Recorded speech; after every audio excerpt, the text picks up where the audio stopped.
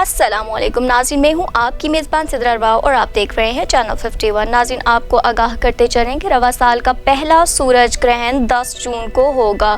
सूरज ग्रहण पाकिस्तानी वक्त के मुताबिक दोपहर 1:12 पर होगा। 3:42 पर सूरज ग्रहण अपने अरूज पर होगा, जबकि 4:34 पर सूरज ग्रहण ख़त्म हो जाएगा। सूरज ग्रहण इक़्तिदार मुंतकिल होने समेत आलमी सियासत में बड़ी तब्दीलियाँ ला सकता है।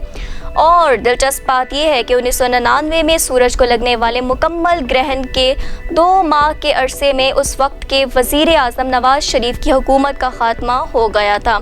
और इस बात का अंदाज़ा इससे भी लगाया जा सकता है कि रवा साल का सूरज ग्रहण इमरान खान की हुकूमत के लिए भी भारी हो सकता है।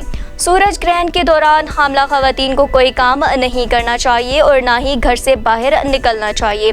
इसके साथ तेज़ धार वाली अशिया से दूर रहना चाहिए। 1400 साल कबल अरब में भी यही अक़ीदा था कि ग्रहण का ताल्लुक़ किसी बड़ी शख्सियत की मौत और हयात से है, लेकिन नबी करीम अलैहिस्सलाम के फरमान के मुताबिक सूरज ग्रहण या चाँद ग्रहण का ताल्लुक़ किसी की मौत या ज़िंदगी से नहीं, बल्कि ये खुदा ताला के तश्कील करदा निज़ाम के मज़ाहिर हैं। ईमान वालों को इस किस्म के तोहमात पर यकीन करने के बजाय ख़ुद इख्तिसाबी और आखिरत की फ़िक्र करनी चाहिए और इसके साथ नमाज की अदायगी का एहतमाम भी करना चाहिए। जी नाज़रीन, अब तक के लिए इतना ही। देखते रहिए चैनल 50।